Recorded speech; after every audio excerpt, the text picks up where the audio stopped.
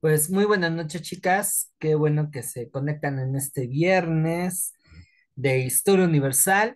Vamos a continuar viendo algunos temas que sucedieron en el siglo XIX.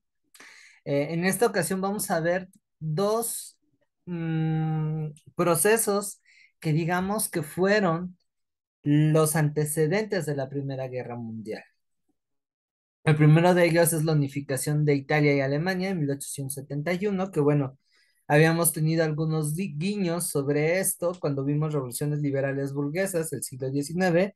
El segundo tema tiene que ver con lo que es imperialismo y colonialismo, que va a ser una consecuencia de la revolución industrial y que el hecho de que esas potencias se vayan a disputar la repartición de Asia, África y la intervención en América Latina, pues va a conllevar a una rivalidad entre ellas que, pum, va a desatar ahí la Primera Guerra Mundial.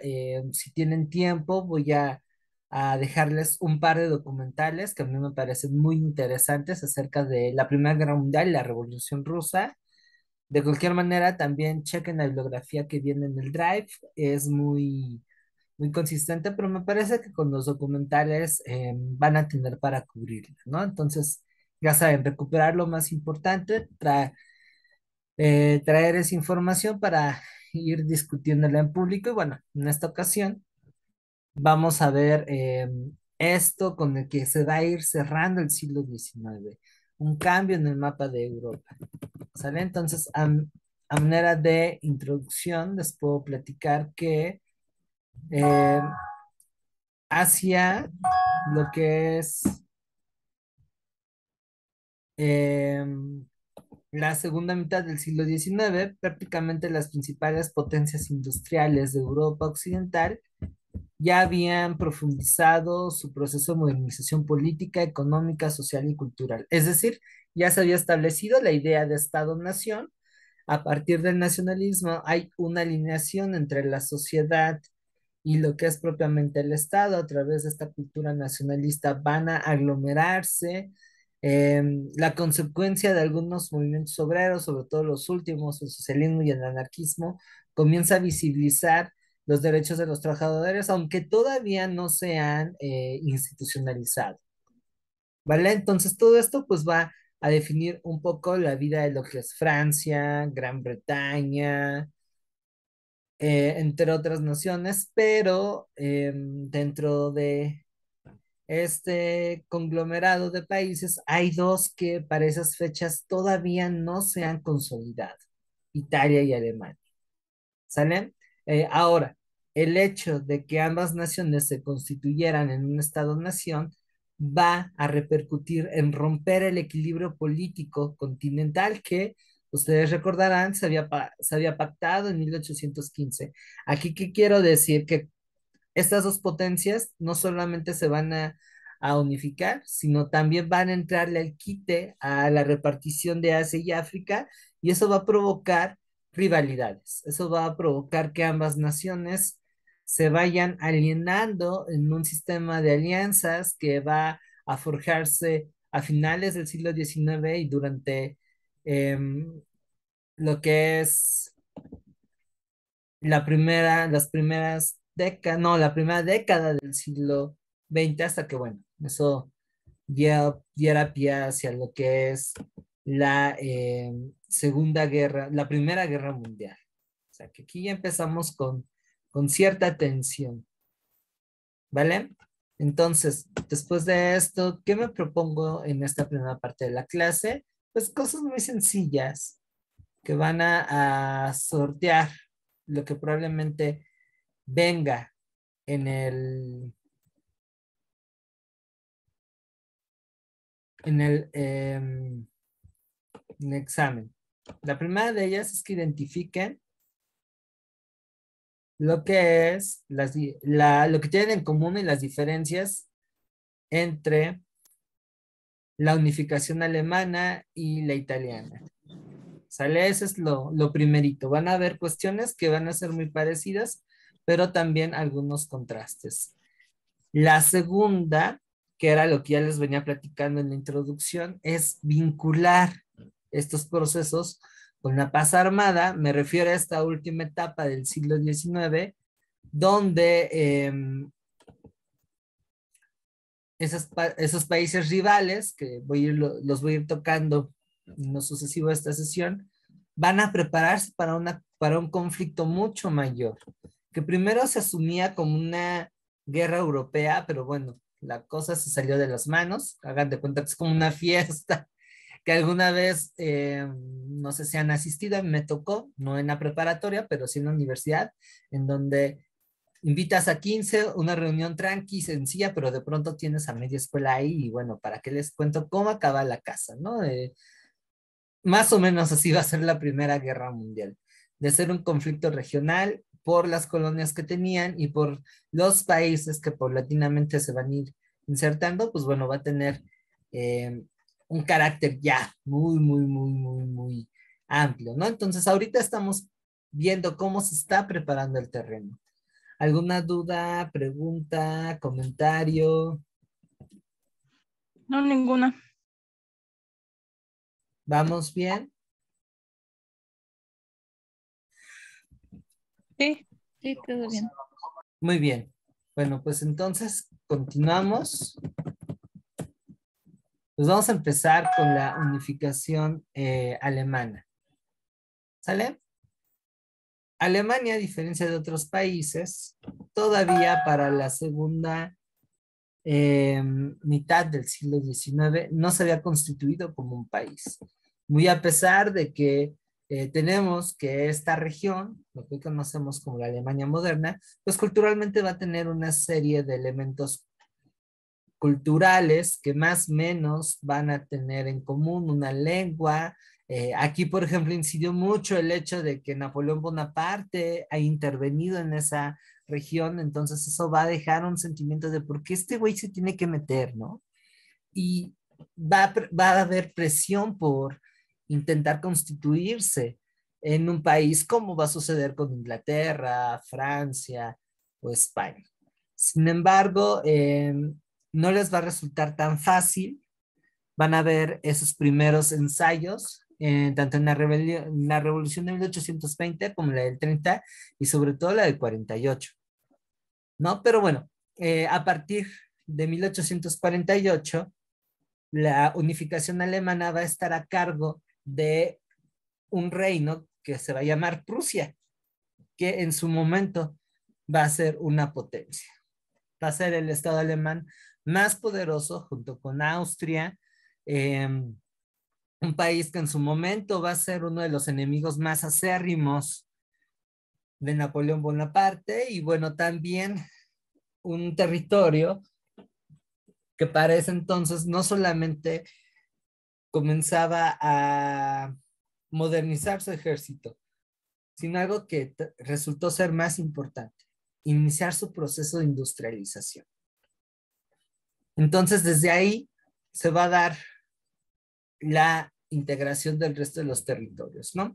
Que eso es algo que vamos a ver más adelante, va a tener en común con Italia. En Italia también va a haber una religión que poco a poco va a ir integrando a las demás. Ahora, que también resulta sustancial en estos casos es el nacionalismo. Y en Alemania, el nacionalismo va a estar acompasado del romanticismo. ¿Se acuerdan de esta corriente de pensamiento que fue muy popular en la primera mitad del siglo XIX? Sí, ¿Las demás se acuerdan del romanticismo? Sí, Bien. Pues el romanticismo en Alemania va a exaltar lo germánico, va a exaltar la cultura germánica, el idioma va a ser un hit, la música, por ejemplo.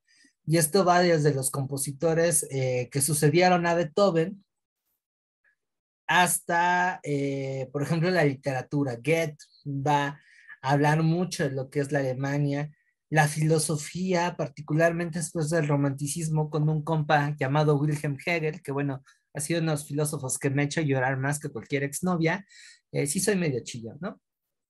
Y hay algunos filósofos que me ponen a llorar igual, y Hegel es uno de ellos. Hegel es muy interesante, intenso, pero bastante complicado el canijo. Entonces, él, por ejemplo, va a crear un sistema filosófico que va a servir para afianzar la estructura de lo que es la Alemania.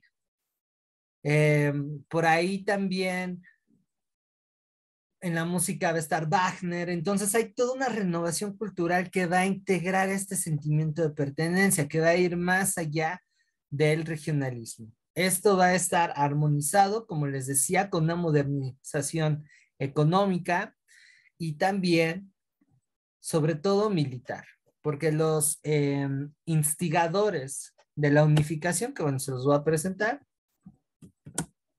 son este par. Guillermo I de Prusia y Otto von Bismarck, su canciller, quien va a ser además el jefe de las Fuerzas Armadas. Bueno, estos dos preveyeron que durante el proceso de la unificación iban a tener eh, guerras con los poderes más importantes de la región. O sea, me refiero a las potencias que de alguna manera influían en los asuntos de la Alemania. En este caso, dichos estados con los cuales potencialmente iba a haber, perdón, una guerra, un choque, pues van a ser, por una parte, Austria-Hungría, que, bueno, es un estado multinacional, tiene diferentes grupos étnicos, pero el núcleo que va a dominar al resto, digamos, la esencia del imperio austriaco, pues es una población de origen germánico. Austria es una nación germánica. Y por el otro, Francia. Pese a todo, Francia resulta ser un obstáculo para la unificación. Tenía cierta influencia en el este. Y bueno, de alguna manera se había aprovechado las guerras que se habían dado en el siglo XIX para poder clavarse dos territorios que los prusianos sí o sí pensaron que eran de Alemania, Alsacia y Lorena. Entonces, esto ya lo preveían 30 años antes de que sucediera la unificación. Entonces, como buenos alemanes, tienen sus pasos a seguir, tienen su plan. Primero de ellos, la modernización económica, cosa que concretan de una manera muy rápida. La estabilidad política, he ahí, por ejemplo, que fueran eh, oponentes de los movimientos liberales del siglo XIX, ellos pensaban que se requería una autoridad firme. Y la tercera y la más importante, la parte cultural, el nacionalismo. Bueno, la cuarta sería la militar, pero sin ideas no hay nada. Entonces, ya para la década de los 60, como lo vemos en esta bonita línea del tiempo, vamos a ir viendo que los prusianos comienzan a mover sus piezas para lograr la unificación alemana. Y el primer paso para la unificación va a ser una guerra con Dinamarca. Esa va a ser la primera fase. A ese conflicto que se va a dar con Dinamarca se le va a conocer como la Guerra de los Ducados y va a durar más o menos unos 6 añitos. ¿Sale? La razón del por qué se agarran del chongo con los daneses van a ser estos dos territorios, más bien estos territorios que están al norte, Schleswig, Holstein y Hannover. Aquí van a contar con el apoyo de sus primos, los austriacos. Van a ir juntos y van a atacar a los daneses. Que bueno, los daneses pues nunca, pocas veces han sido famosos por su capacidad bélica. La verdad es que no, y ya para ese entonces Prusia era 1000 veces superior. Entonces, una guerra que aunque la presentación dice que duró 6 años, pues prácticamente va a ser rápida. Y obviamente le van a ganar y entre los resolutivos de paz se plantea que Schleswig y Lauenburgo, que es otro territorio en disputa, va a pasar a manos prusianas y Holstein con los austriacos. O sea, este territorio del norte, déjenme checo mi puntero. ese territorio del norte va a ser austriaco. Y eso va a causar dificultades y tensiones entre Prusia y Austria. Pero también aquí hay una cuestión. No pueden haber dos personas influyentes en el mismo marco regional. Ambos buscaban tener cierto dominio, influencia sobre los demás estados alemanes. Entonces, la conjunción de la disputa territorial con ver quién es el pez más grande de la pecera, pues va a llevar a que los primos se peleen. Y entonces estamos en la segunda fase, que va a ser la guerra austro-prusiana, que va a ser mucho menor que la anterior, va a durar unos 3 años. Bueno, prácticamente son 2, porque la guerra está ya a fines del 66 y va a acabar a principios del 69. O sea, poco más de 2 años. Bueno, aquí evidentemente se muestra la capacidad militar de los prusianos, donde los austríacos no tienen manera de defenderse, y eso va a traer como consecuencia que Austria se retire de los asuntos alemanes, ya no se mete, pero además cede territorios. Hannover, que anda por aquí, y Holstein pasan a manos de los prusianos. ¿Sale? Y entonces se crea la Confederación de Alemania del Norte.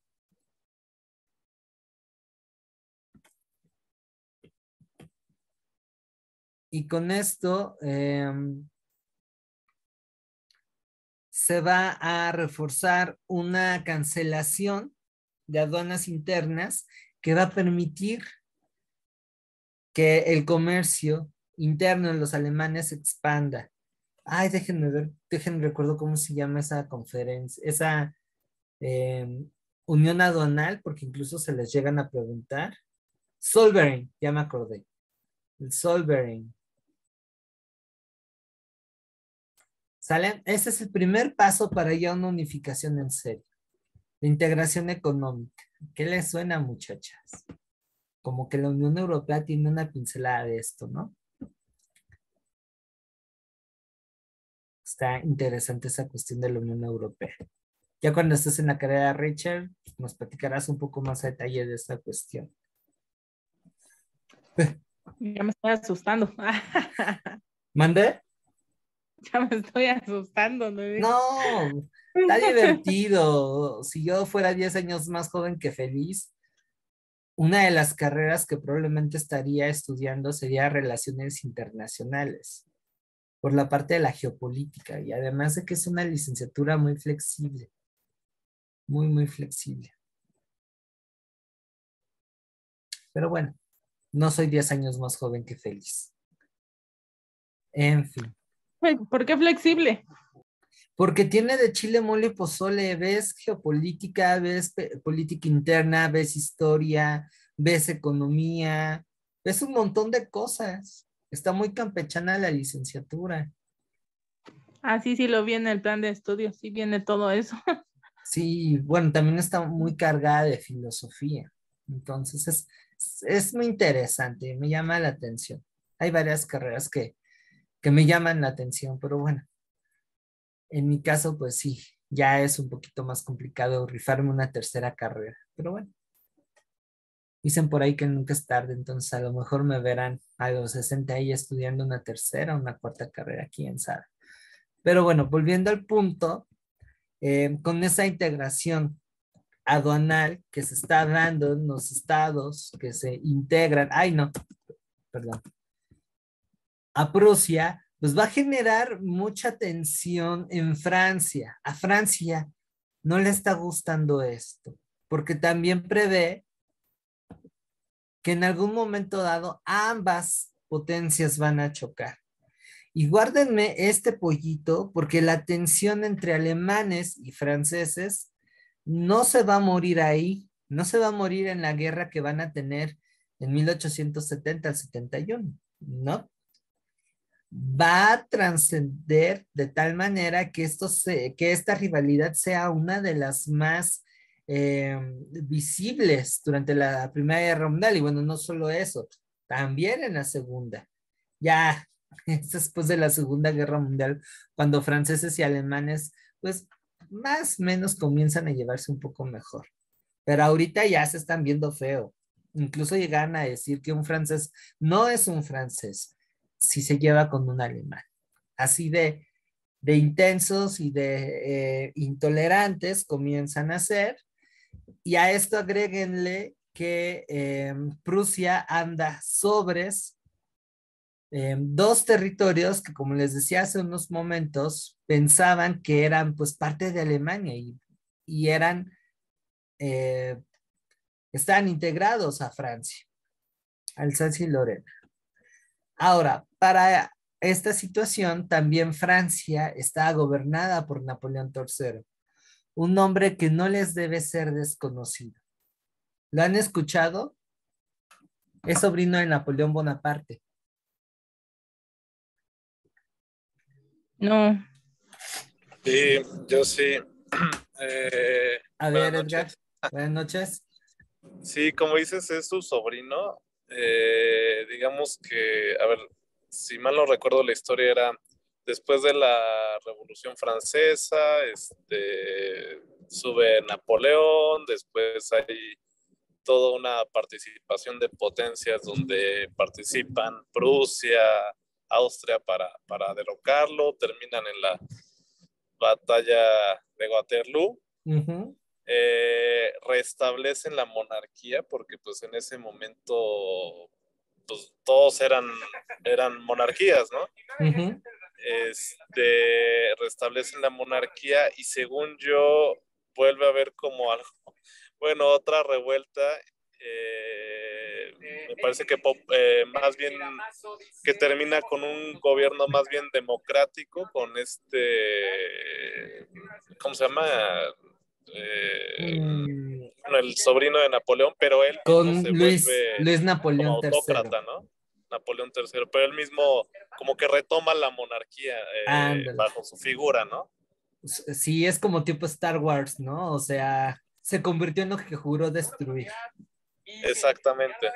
Es la historia muy someramente como yo la recuerdo.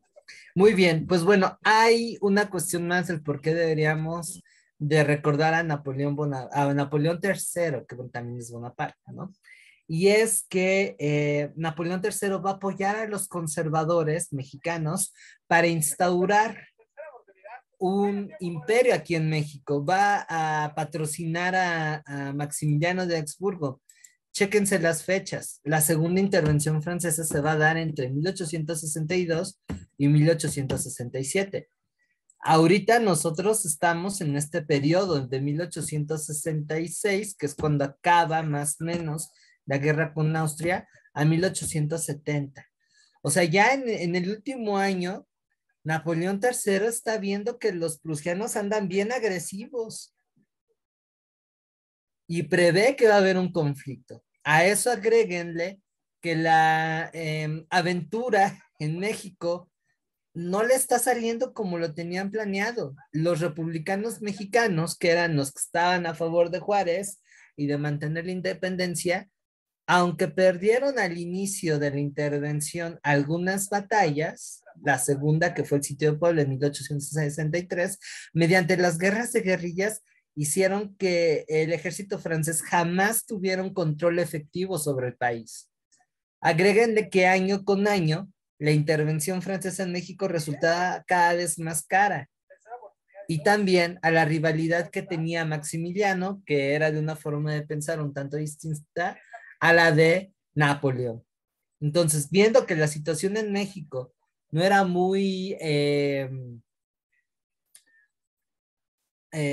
factible, decide que como los alemanes están muy punks, retirar las tropas que habían en México y repatriarlas para prepararse para una posible guerra con Prusia, que Prusia abiertamente ya le había cantado el tiro. Nada más faltaba, como dicen por ahí, el pretexto para agarrarse a guamazos, ¿no? Entonces, bueno, ahí tienen otro factor y lo vamos a ver en Historia de México, el por qué cae Maximiliano de Habsburgo, ¿no? Y otra vez las fechas, aquí sí nos sirven las fechas, nos dan un indicio, ¿no? Entonces, bueno, repatrian estos soldados, Prusia no se amedrenta, dice tú y cuantos más, y me hacen lo que avienta Juárez, aprovechando que hablamos del buen Beni, pero en alemán. Y para 1870 resulta que estalla la guerra franco-prusiana. El motivo, pues ya lo he comentado, ¿no? La parte de Alsacia y Lorena. Y a pesar de que Francia prevé este conflicto y se intenta preparar, resulta que es insuficiente. Los prusianos ya para ese entonces se estaban consolidando como una de las potencias más importantes, no solo de Europa, sino del mundo. El mismo Karl Marx, en uno de sus escritos, mencionaba que Prusia era el centro del capitalismo ese entonces, la nación más adelantada, incluso más que Inglaterra, ¿no? Y ahí también comenzamos a prever por qué los ingleses comienzan a acercarse a los franceses, porque veían que los prusianos, que después van a digievolucionar en alemanes, pues podrían ser una competencia seria y una muralla a sus intereses de expansión.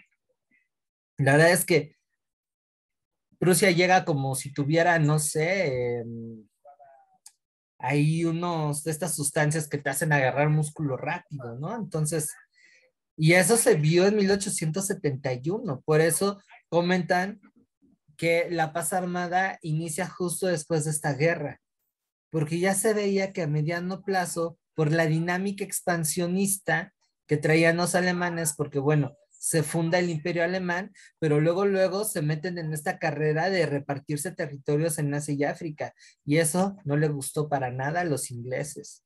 No le gustó a los ingleses hablar del tú al tú con los alemanes y los veían como un peligro. De igual manera, los alemanes veían a los ingleses como una potencia que ya debía de ceder su primacía en cuanto a la hegemonía mundial.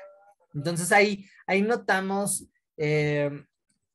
ciertos roces que más adelante van a derivar en un conflicto mucho más grande, ¿no?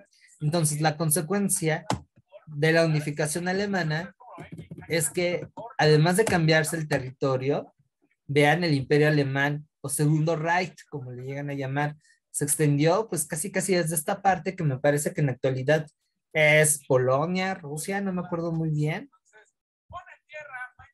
hasta prácticamente Francia, o sea, es como el doble de lo que hoy es Alemania, ¿no? Un poquito más grande. Y eso va a mover el tablero de Europa. Va a hacer que se alineen una serie de fuerzas, que se comience a quebrar este equilibrio que se instaló desde la derrota de Napoleón y que de poquito a poquito se preparan para algo que tarde o temprano iba a suceder. ¿Vale? ¿Dudas hasta aquí?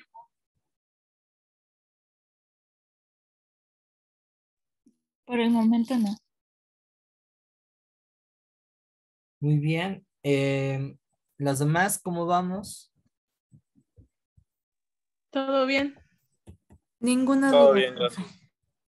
Vale, se pone bueno el chisme, ¿no? Gracias, Stephanie.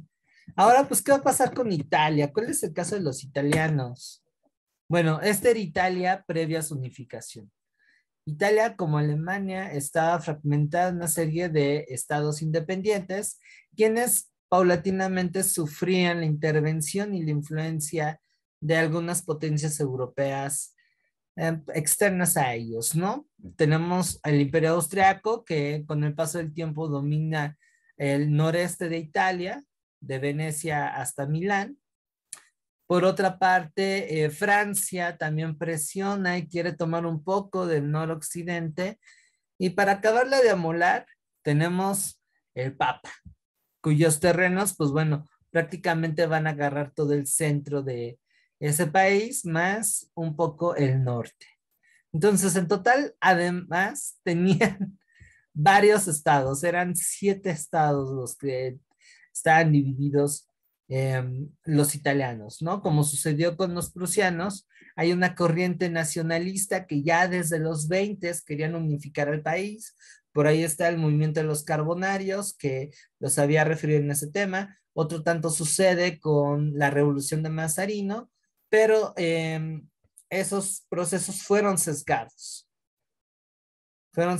tanto por los poderes regionales, como que al Reino de Sicilia no le latía esas ondas liberales, como la intervención tanto de Francia, pero en mayor medida de Austria, que va a aprovechar para agandallarse territorios, ¿no? Entonces, también en similitud al caso de Alemania, aquí en Italia hay una región que va a ser el motor de esta unificación, quien va a integrar a los demás.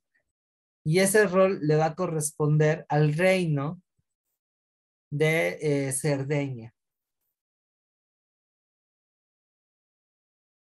Cerdeña y Piamonte. Por acá está. Desde aquí va a partir la unificación. Y dentro de las figuras que van a tener un rol activo, pues va a estar el rey de Cerdeña Piamonte, Víctor Manuel II, su primer ministro y canciller, el conde de Cavour, Camilo Benso, quien además va a negociar con Francia para que respalde ¿cómo se llama? La unificación. Y de manera paralela, a veces oponiéndose a esta facción, en otras apoyando, pues tenemos a Giuseppe Garibaldi, una persona que tiene una vida muy interesante, y bueno, no solamente él, sino sus hijos e incluso sus nietos. El hijo de Garibaldi pelea junto con Juárez contra los franceses aquí en México, y el nieto va a estar en la Revolución Mexicana antes de combatir en la Primera Guerra Mundial. Y me parece que el bisnieto llega a formar parte de las guerrillas que van a oponerse a Mussolini. No, la familia de los Garibaldi tienen una historia alucinante y muy ligada a la de México, por eso tenemos una plaza con ese apellido. No crean que por el grupo este de los 90, los que cantaban la bolita. No, es por esta familia italiana, ¿no? Entonces, ellos tres van a jugar un rol muy importante en la unificación. La diferencia, por ejemplo, con el caso de Prusia, es que aquí la diplomacia va a tener un papel mucho más activo. En cuanto a la parte cultural, también el nacionalismo va a estar por todos lados, nada más que aquí va a manifestarse con un movimiento regional muy característico, autónomo, que va a ser conocido como el Risorgimiento. El Risorgimiento va a exalzar todo lo que es italiano, va a escribir en italiano. Viva la pizza. ¿Sale? Entonces, ya calientitos los ánimos, el proceso de unificación italiana, pues va a ser un poco más accidentada que el de Prusia. Va a tardar un poquito más. Los antecedentes, pues bueno, se comparten, ¿no? En 1848 hay una revolución que también es una guerra de unificación, en donde, bueno, las regiones de Italia que están dominadas por Austria, entre ellas Venecia, intentan independizarse sin éxito. Paulatinamente, Cerdeña y Piamonte van a comenzar a expandirse por el norte. Lombardía va a formar parte de su reino. Y para el 60, el norte y Nápoles, Sicilia, van a integrarse a esta entidad. El Parma, Modena, Toscana, que son estos territorios que están por aquí. O sea, todo esto se va a integrar a Cerdeña, que bueno, ya para ese entonces comienza a dejar el nombre de Cerdeña Piamonte y comienzan a asumirse en Italia. De manera paralela, Garibaldi y su ejército, los camisas rojas, van a conquistar el reino de Nápoles lo cual va a dar lastre a la familia de los Borbones en Italia. Bueno, ya saben, los Borbones, esta familia que gobernó varios países, en su momento Francia, España, Nápoles y Sicilia, bueno, aquí los corren. Y con esto, para el 61 se crea el Reino de Italia, pero todavía no está completo. Para el 66, después de un conflicto más o menos muy sangriento, logran echar atrás a los austriacos, incorporan Venecia por fin, y para el 70, respaldados por Francia, van a marchar sobre Roma y muy amablemente le van a pedir al Papa que pues sí, es de esos terreros, que no era digno del vicario de Cristo ser tan poderoso. ¿Sale? Y para el 71 se completa la unificación. Con los tratados de Frankfurt se legitima que Roma sea la capital del imperio, perdón, del Reino de Italia. Y Víctor Manuel II ahora sí se erige como rey, ya, por fin.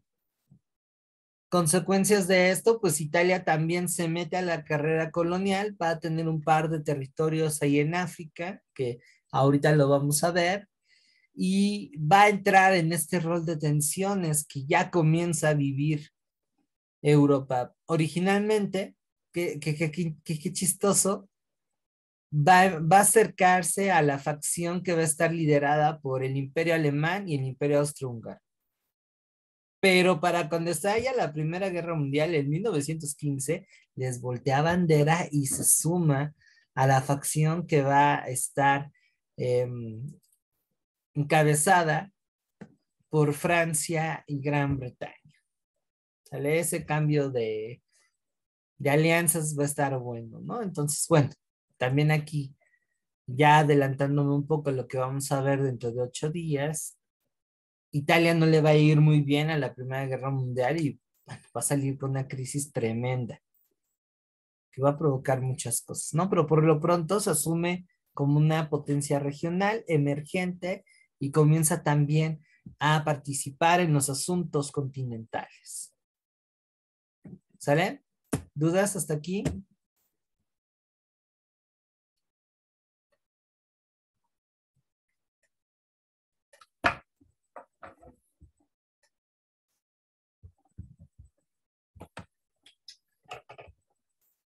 Gracias, Stephanie. No, ¿No sé ninguna. más? Bien, pues está fácil, ¿no? Ahí recomiendo que hagan una línea de tiempo, bueno, 2 líneas del tiempo paralelas para que vayan viendo los contrastes, ¿no? Y vayan ubicando cronológicamente cómo se dieron estos procesos. No pierdan de vista, en el caso de Alemania, la figura de Bismarck, de Guillermo I, Hohenheim, perdón. Mi alemán es pésimo. Y en el caso de Italia, Víctor Manuel II y Garibaldi. Bueno, también el otro güey, el conde Bensur.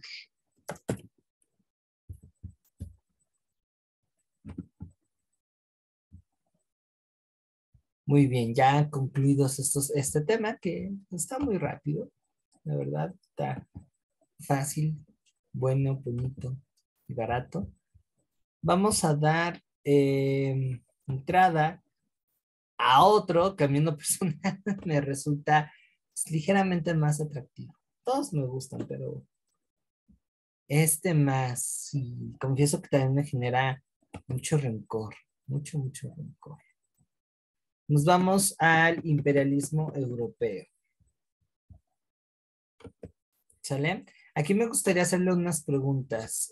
Platíquenme por qué las potencias industriales van a tener esta necesidad, porque fue necesidad, de expandirse hacia lo que es África, el Lejano Oriente e intervenir en América Latina. ¿Por qué? Pues, Los recursos. A ver, vamos. recursos. Vamos por orden. Recursos. Ok, ¿qué más?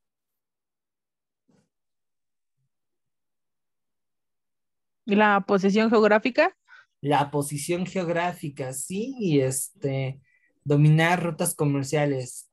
Que eso me recuerda que después de la clase me voy a echar una partida de Age of Empires. ¿Qué más?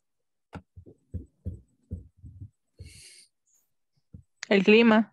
No, no tanto. Clima, ¿no? Tiene que ver con la evolución del capitalismo. ¿Qué necesita el capitalismo para expandirse? ¿La producción en masa o Mano de obra barata. Mano de obra barata, exacto, no tanto la producción en masa, mano de obra barata. Y hay un tercer elemento más. Además de la mano de obra, El desarrollo de las poblaciones. ¿Cómo se le dice? La educación, no. no, no, con que se pinte de bueno el capitalismo no es así, no lo es.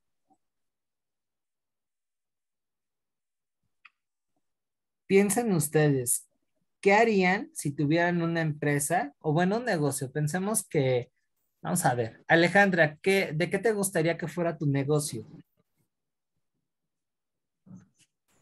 Un negocio de tortillas. Tortillas, bueno, ok, va, me gusta, muy original. Supongamos que tienes un negocio de tortillas y ya dominas la demanda, bueno, ya subsanas la demanda de tu colonia. ¿Qué paso seguiría? Porque acuérdense que no para, el capitalismo no para. Y tú sigues produciendo más tortillas. conquistar o, bueno, dominar otras demandas de otros geografías? Expandirse a otras colonias, ya sea mediante la compra de las tortillerías locales o, bueno, quebrándolas o en su defecto conquistándolas. ¿Y eso para qué? ¿Qué logro con ahora exportar mis tortillas? Bueno, me dices que, Monopolio. ¿mandé? Monopolio. Vas a generar un monopolio exacto. Ya eso en economía se le conoce como expansión de mercado. El capitalismo necesita expandir el mercado porque la producción no para. Por eso este tema es una consecuencia de la revolución industrial. Y por eso se llegan a crear nuevas necesidades para insertar nuevos productos. O sea, vean lo de ahorita. Hace 3 años, aunque ya existían las condiciones para una educación virtual y medianamente se ocupaba, no tiene la misma demanda que ahora, que aunque ya estamos en presencial, este tipo de interacción pues llegó para quedarse y se busca la manera de que se expandan, ¿no? Entonces, eh, la expansión de mercados implica buscar más ganancias. Bueno, en primera, colocar mis productos, porque si se me quedan, comienzan a bajar de precio y ya valió. Pero si yo los mando a otros lados, pues no solamente mantengo cierta estabilidad, sino que además aumento la producción y esto implica potencialmente tener más ganancias. Entonces, para esta época,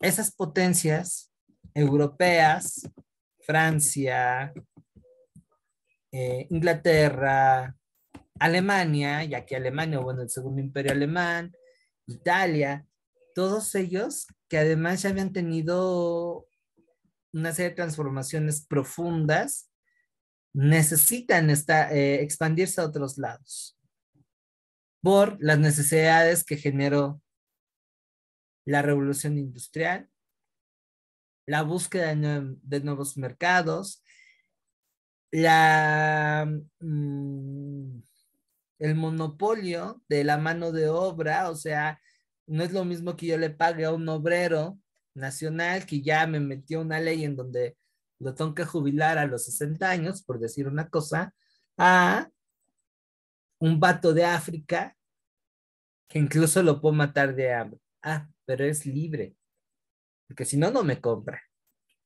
Esos territorios también son mercados de exportación de mis productos, ¿no? Entonces, consecuencia que va a acarrear este proceso sobre explotación de recursos naturales y humanos, la competencia entre estos países, porque aunque al principio va a haber una repartición y una organización un tanto diplomática, al final se van a agarrar a guamazos.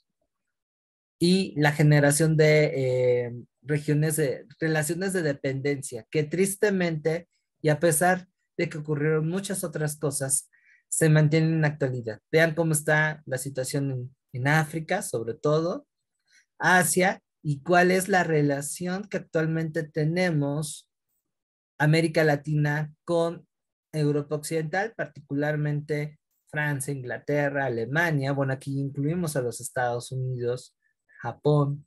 Son relaciones asimétricas de poder, de dominación. Y bueno, hoy, a diferencia del siglo XIX, es mucho más compleja porque ya no son ni siquiera con estados o países, sino son con empresas, con sociedades anónimas, con organizaciones que no tienen una delimitación territorial, o sea, una empresa es distinta a un país.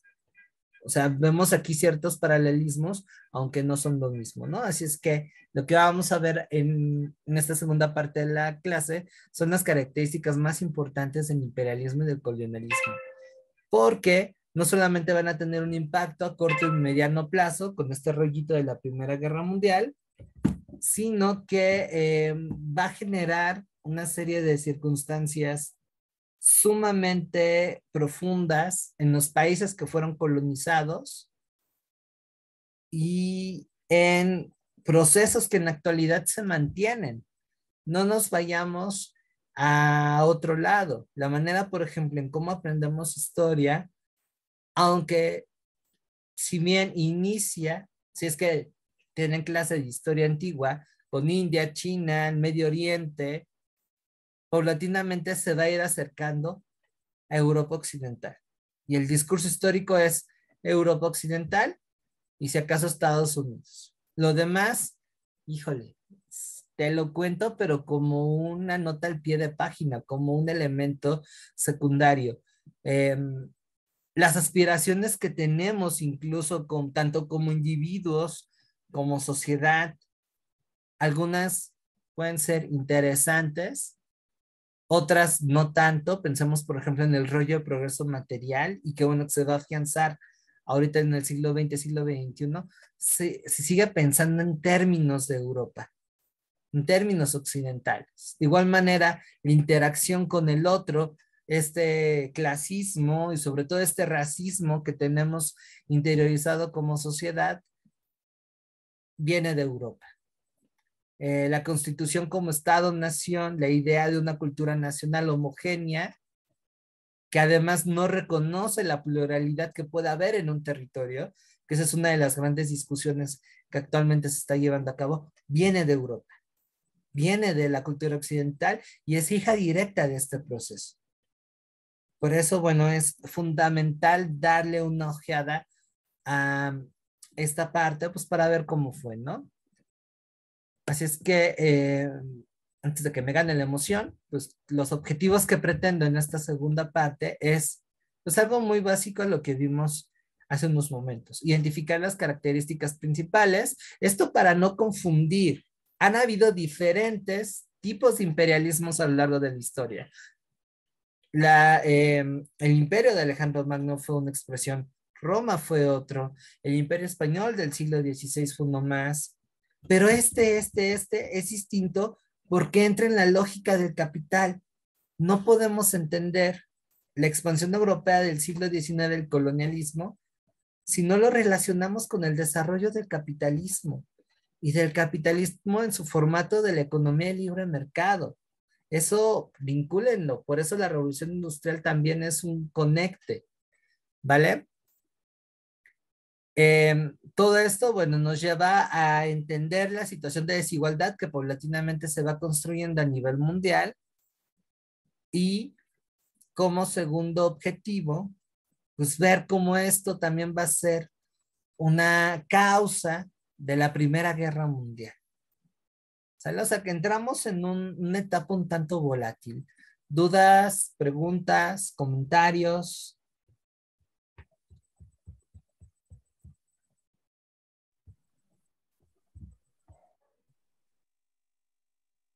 No, ninguna.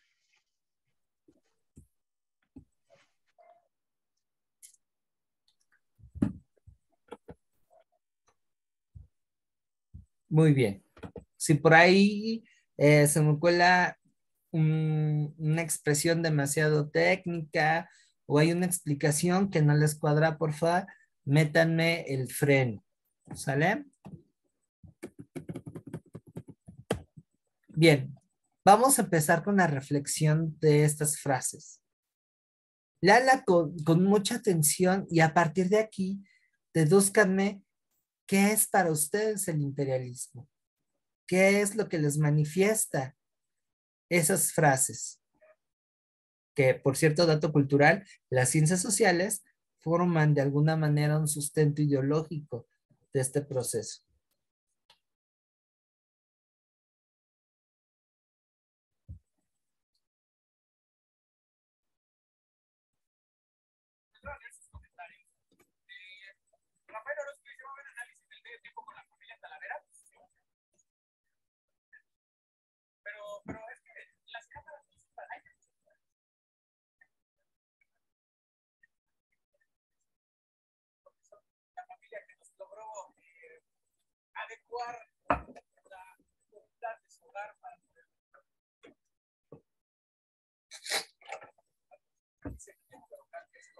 ¿Ya lo tienen?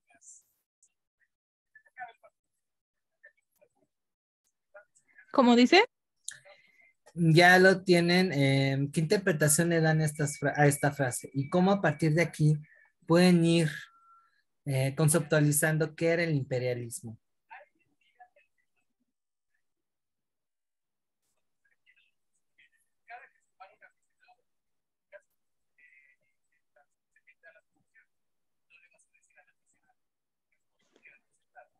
Ya. A ver, cuéntenme. Se trata de dominar a costa de lo que sea, ¿no? A cualquier costo, ¿no? Como sea y de cualquier manera. Sí. Y como dirían los de Intocable, ¿y todo para qué? ¿Todo para qué? No soy muy buen cantante, por cierto. Pues por lo que entiendo, igual en las frases están hablando de expandirse para, pues como dice ahí, para colocar ahí el exceso de población. Ok, vamos a ver algo muy importante que se me había pasado hasta ahorita mencionar, y es el hecho que el colonialismo europeo, que se va a dar a partir del imperialismo, pues va a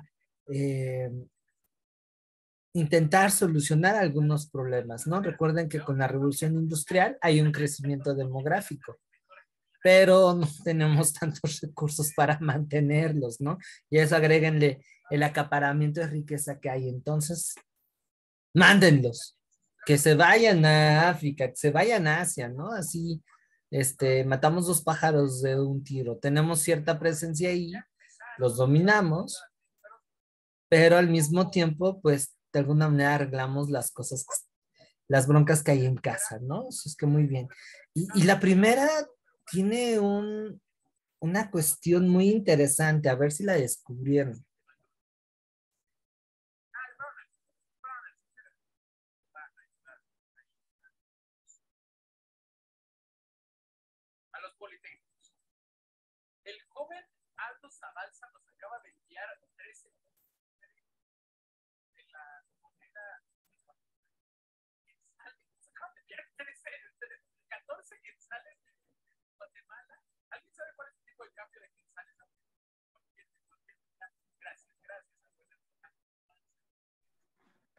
Mm,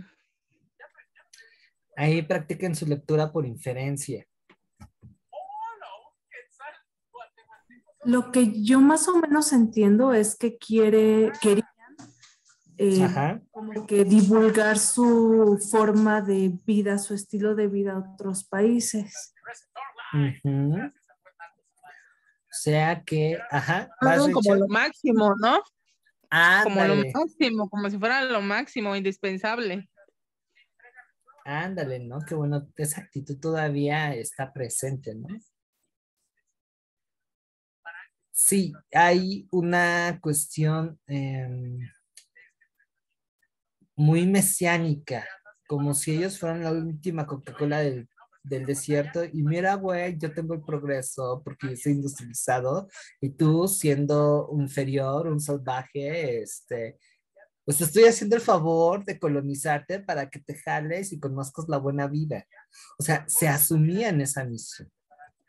Entonces, esta parte del colonialismo, pues no nada más es una cuestión de geografía, o de llevar territorio, o de economía. Era incluso una onda cultural, era como una misión. Que bueno, no es algo exclusivo de ellos. Si ustedes leen las crónicas de los españoles en el siglo XVI, pues traen un rollito muy parecido, ¿no? Aunque ahí más bien es un deber ético porque son cristianos y tienen que llevar la buena nueva. Si se van con el imperio romano, con los griegos, y una cuestión también de llevar orden, ¿no? Aquí es el progreso, ¿no?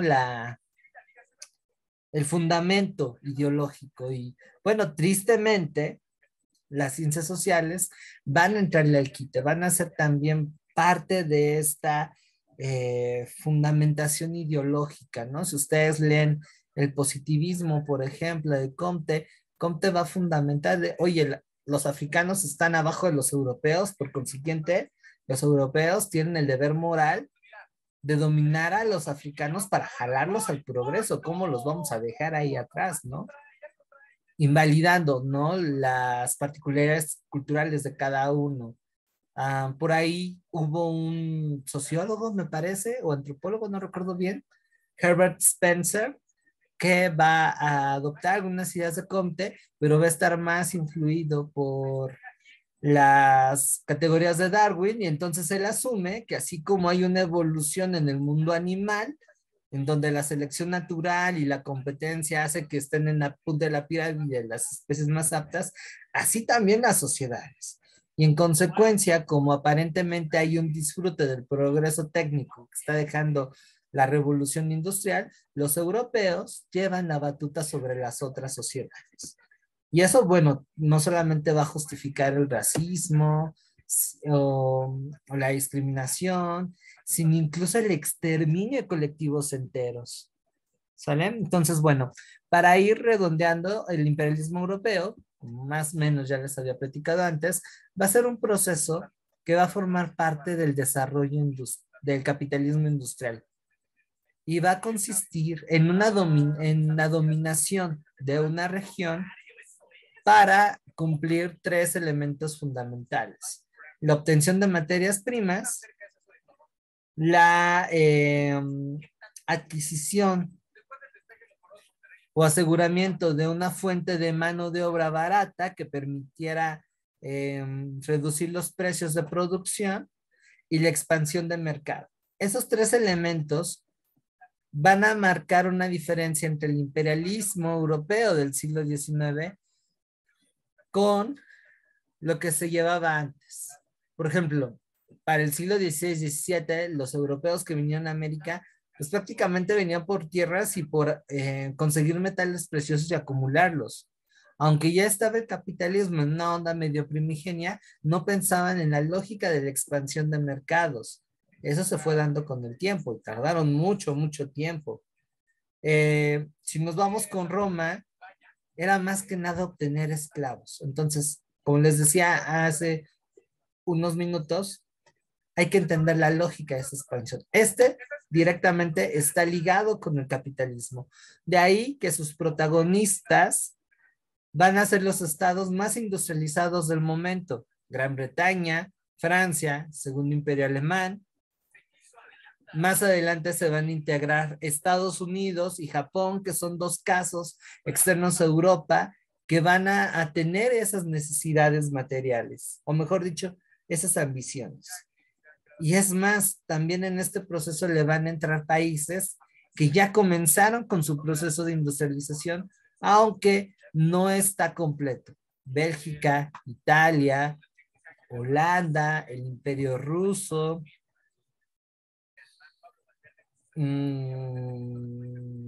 Austria-Hungría, aunque él no se mete tanto.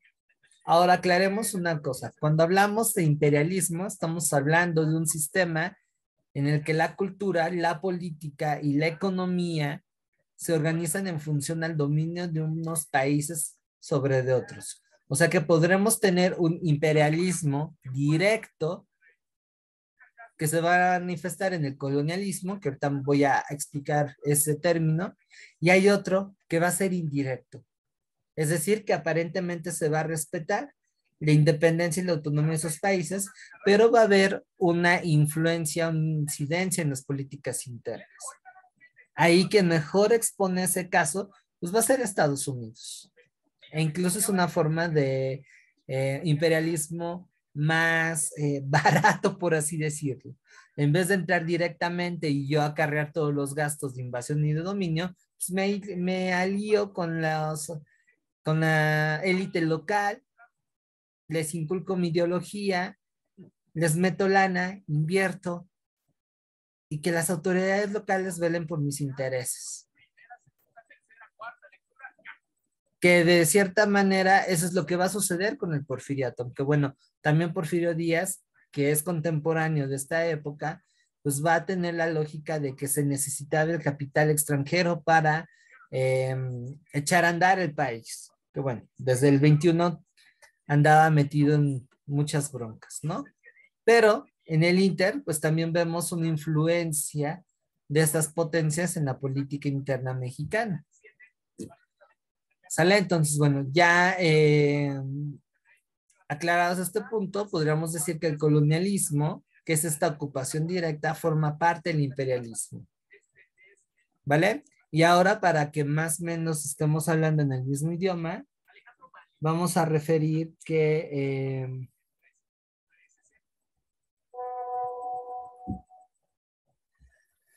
cuando hablamos de una metrópoli estamos hablando de un país dominante. Y una colonia es aquel territorio que es sometido, gobernado y explotado por otro. ¿Sale? O sea que jurídicamente no tiene autonomía. ¿Dudas hasta aquí? No, ninguna. Bien, entonces. ¿Los demás cómo vamos?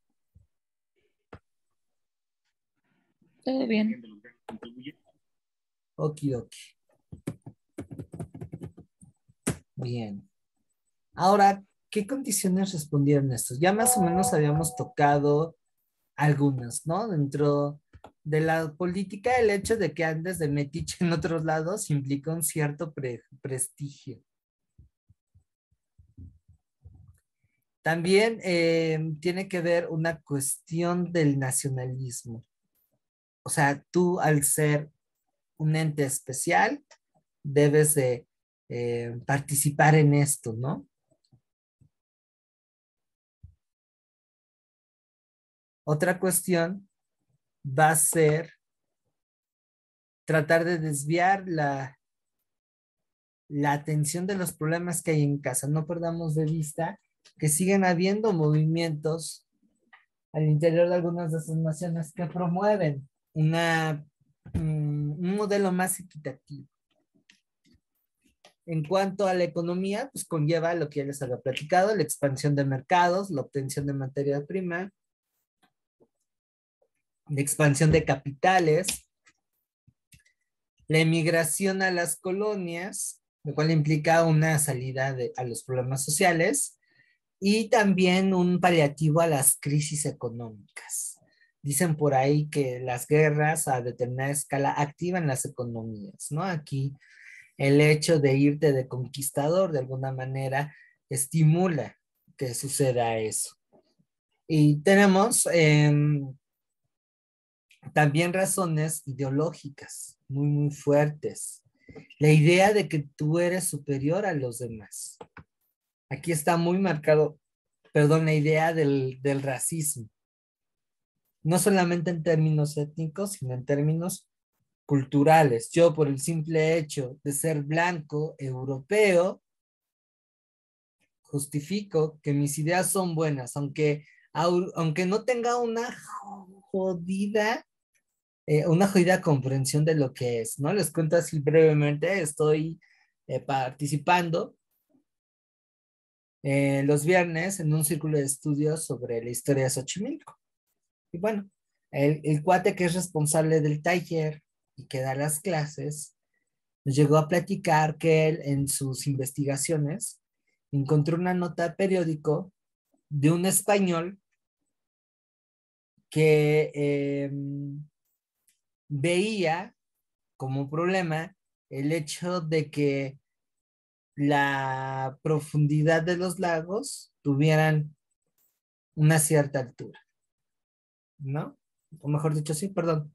Vaya, tuvieron una cierta profundidad. Y él decía que no, que era inviable que una ciudad se pudiera adaptar a un medio lacustre, canales, ¿no? Decía que era muy lento, entonces este señorito, que era doctor, según nos platicó, se le ocurrió la grandiosa idea de que para que aparentemente fuera más rápido, se desecaran los lagos o en su defecto, en vez de ocupar trajineras, que son pequeñas balsas que recorrían los canales. En esa época, bueno, la Ciudad de México tenía más cuerpos de agua de lo que tiene ahora y perfectamente se podía llegar, por ejemplo, desde el sur, desde donde vivo en Xochimilco, hasta el centro por agua. Una de las avenidas más famosas de la ciudad, que es Calzada de Tlalpan, bueno, hoy muy famosa porque está sembrada de hoteles de paso y hay mucho trabajo sexual ahí. Eh, Eso antes era una calzada de agua.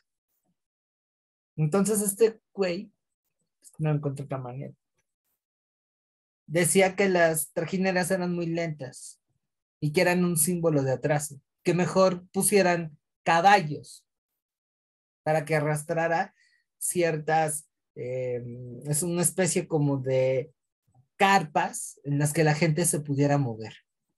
O sea, imagínense. Y él decía, en un año yo arreglo este problema, ¿eh? Y se inunda mucho y lo mejor es anegar los cuerpos de agua que hay en la ciudad. Que bueno, después le hicieron caso y acá en la ciudad sufrimos de cada inundación porque el agua no, digamos, no encuentra sus espacios. Ustedes ya sabrán que el asfalto no filtra el agua y agreguen en las alcantarillas, bueno, de hablar. Pero este es problema de ahora. En aquella época decía que secando lo que quedaba del lago de Texcoco, el lago de Xochimilco y los otros que estaban por aquí, ya se podría tener más movilidad.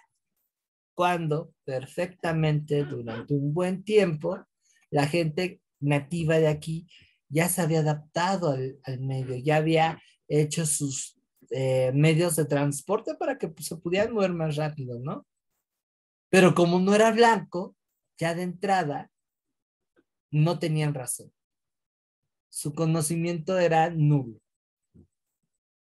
Entonces es parte de esta lógica, de este rollito que traía el imperialismo, ¿no? Otro tanto tiene que ver la misión civilizadora, que era la que leyeron hace dos presentaciones, hacer tantas Francias como fuera posible, o sea, todos tienen que ser como yo. Y lo que yo digo, pues está bien.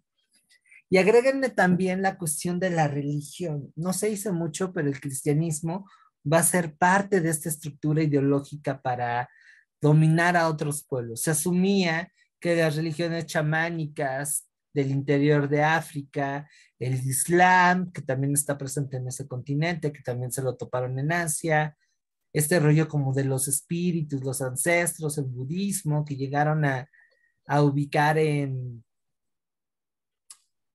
la India, en China, pues eran doctrinas atrasadas, ¿no? Que bueno, en lo personal yo veo un poquito más adelantado el budismo que el cristianismo, ¿no? pero se tenía que cambiar. O sea, la religión forma parte de ese elemento ideológico de crear una sola visión de acuerdo a Occidente. Y por supuesto que todo esto es factible gracias a la tecnología.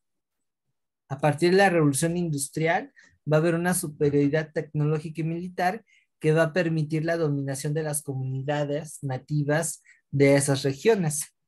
Agréguenle también la revolución de los transportes y las comunicaciones.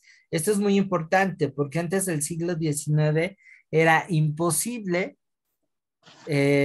poder navegar por los ríos internos de África, el Zambezi, el Congo, el Níger, para citar unos casos, porque son muy turbulentos, son muy caóticos. Y antes pues no se podía, por eso los europeos pues nada más conocían las costas. A partir de que la náutica avanza, pues bueno, ya va a ser más fácil. Y otro tanto también va a ser con los avances sanitarios. Hasta el siglo XIX es cuando ya se toman en serio los europeos eso del bañarse. Y también la tecnología y la higiene permite que la población europea sea más resistente a las enfermedades de climas tropicales, que nunca les ha ido bien. Dengue, cólera, malaria, fiebre amarilla, chikungunya, ¿no? Esos eran, digamos, como un blindaje para no acceder a esas tierras. El hecho de que ya hubiera, no sé, penicilina, para citar un caso, los va a invitar a que ahí sea más factible estar, aunque insisto, no les va a costar, no va a ser tan fácil, ¿sale? Pero bueno, al final eso permitió que los europeos tuvieran mucha paciencia. ¿Dudas hasta aquí? No, ninguna. ¿No? No. No, todo bien. Bien. Ahora vamos con la parte de la geografía. Ah, bueno, para ir hablando un poco más del imperialismo europeo, se van a repartir esas regiones y van a establecerse 4 tipos de administración. Esto a modo cultural, ¿sale? La verdad es que no creo que venga en el examen, pero por si las moscas, como ya les había comentado, la más importante, la más famosa van a ser las colonias, que es esta relación directa. Vamos a tener protectorados en donde aparentemente hay una especie de respeto a la autonomía, aunque en realidad no se pueda tomar ninguna decisión sin considerar a al imperio europeo en cuestión, ¿no? O sea, es una independencia de chocolate, porque incluso hasta el ejército eh, europeo del país que está dominando esa cuestión, pues está ahí. Factorías se refiere a puntos geográficos estratégicos que facilitan el comercio y en muchos casos fueron punta de lanza para un proceso de colonización, pero bueno, no siempre va a ser así. Y por último, los estados mancomunados, en donde digamos que es una asociación en el que un país de manera libre se va a eh, asociar con una potencia europea. Pero bueno, eso al final es una relación tóxica que no va a acabar bien. ¿Vale? Y sí, por eso me gustó este meme, porque definitivamente eso es lo que pasó. Cae un imperio y luego sobres con los territorios, ¿no? Por ejemplo, sucede con el caso del imperio turco y el imperio chino. Para el siglo XIX, esos imperios ya se estaban desgajando, ya parecían enfermos terminales. Y eso va a ser aprovechado por perdón, Gran Bretaña, Francia, para dominar territorios. Por ejemplo, Gran Bretaña con Egipto, Francia con Irán.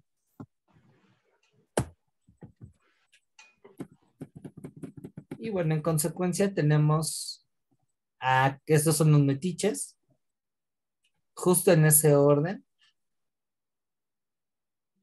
Hay algunos países europeos que lejos de expandirse van a tener un cierto retroceso, van a ser como la vergüenza de los europeos. El Imperio Ruso, porque al mantener estructuras absolutistas del antiguo régimen, no va a ser que destaque tanto. Y además se va a expandir a donde más quiere ir, a Siberia. Y por otra parte tenemos el caso de España, que como hemos visto, el siglo XIX no va a ser para nada gratificante para ellos.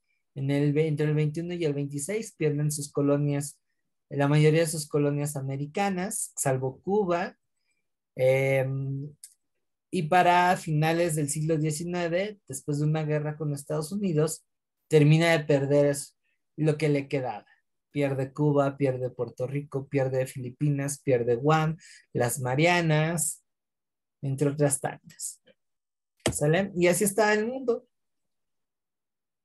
¿Cuál fue la potencia que adquirió más territorios?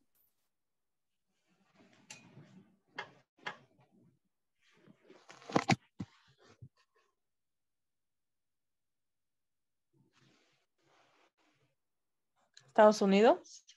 No.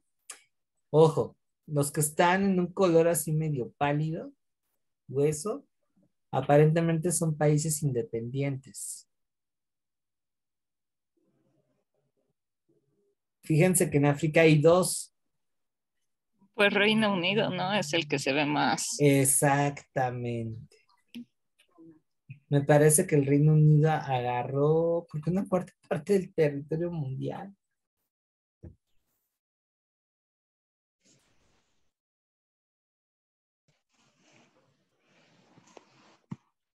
Sí, estuvo muy, muy, muy denso.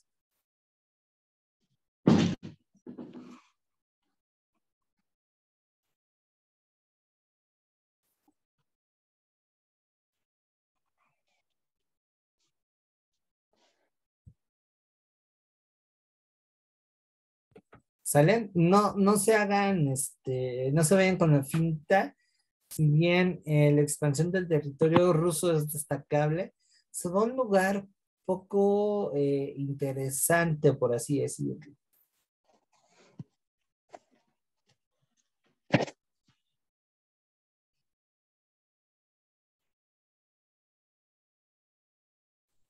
¿Sale? Puro hielo. Yo no sobreviviría.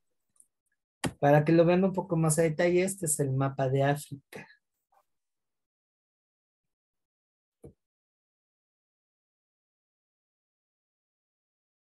Pongan especial atención a las naciones que no fueron dominadas, porque sí me he llegado a topar con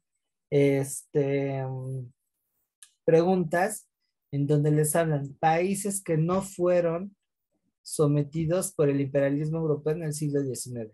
Y si hay dos casos.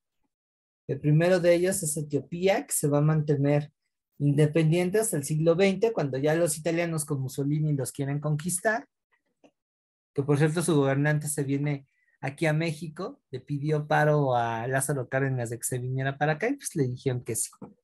Por eso en el metro tenemos una estación que se conoce como Etiopía. Y el otro es Liberia, un país que desde 1847 es independiente, pero que antes era un dominio estadounidense.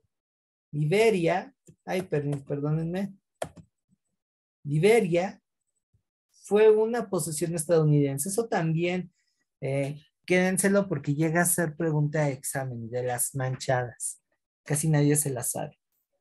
Y Liberia, ¿mandé? Ajá, fue colonia estadounidense hasta 1847, cuando los gringos,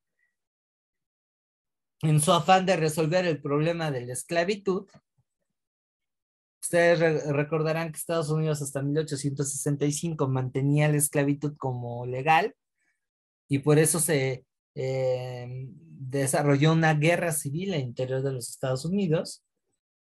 O bueno, para el 47 se les da la oportunidad a algunos esclavos que quienes no quieran estar ahí y ser ciudadanos de segunda cuando lleguen a obtener la libertad, pues se pueden ir a Liberia. Y se fueron. varios sí se lanzaron y de hecho se volvieron una especie de élite que después va a generar problemas. La historia de Liberia es bastante interesante y muy triste, muy, muy triste. Hay una canción de un grupo de pop español llamado Mecano que va a indirectamente tocar este tema. Se llama El Blues del Esclavo. Está muy bueno, está muy interesante. Entonces, bueno, esos son los dos casos. La gran mayoría no. Nótese cómo está repartido ahí. Quien va a tener pues una buena tajada del pastel, pues va a ser Inglaterra. Que por cierto, los Zulus, que es una tribu aquí sudafricana, les va a hacer ver su suerte, ¿eh? Va a haber una guerra contra los Zulus que, aunque al final la van a terminar ganando los británicos, híjole, literal, parieron chayotes.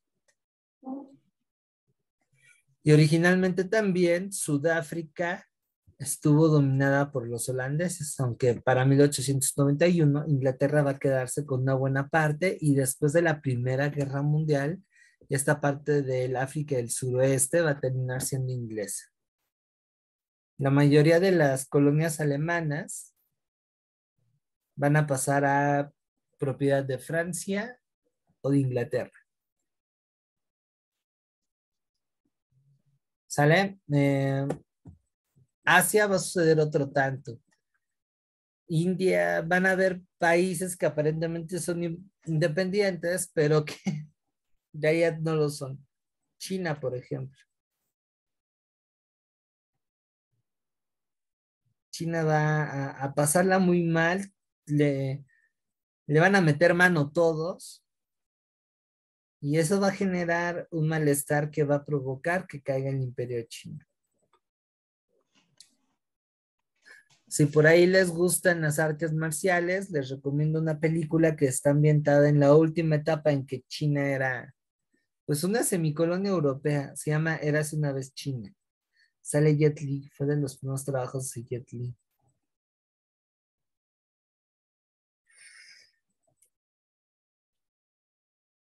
Ok. Entonces, bueno, durante este proceso van a haber una serie de conflictos que van a acentuar la hegemonía de Europa sobre esos territorios.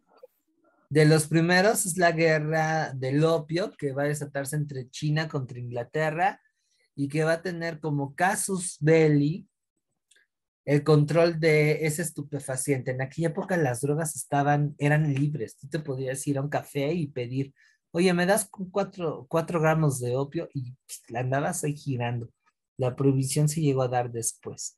Y bueno, eso era un comercio, era un negocio, pero buenísimo. Y entonces, pues eso fue el motivo por el cual los ingleses agredieron a los chinos y al final se quedaron con ese business, que por cierto expandieron a Afganistán. Posteriormente, y en la década de los 50, tenemos la guerra de Crimea, que es un enfrentamiento entre Rusia contra el Imperio Turco, Alemania y Francia, pues para evitar que los rusos conquisten Crimea, que era una península que está en lo que hoy es Ucrania y que de hecho también es una de las razones del conflicto con entre estos dos países, pero bueno, ese es un punto estratégico. Permitía abrir el comercio ruso hacia Occidente, que les surgía. Bueno, no funcionó. Al final sí derrotaron a los rusos. Yo me atrevería a poner, y esto lo digo muy, muy de forma personal, ahí ya se los dejo de tarea, si sí o si no. Dentro de estas guerras imperialistas, la invasión de Estados Unidos a México en el 46 al 48. A mí me parece una guerra tremendamente imperialista, muy abierta.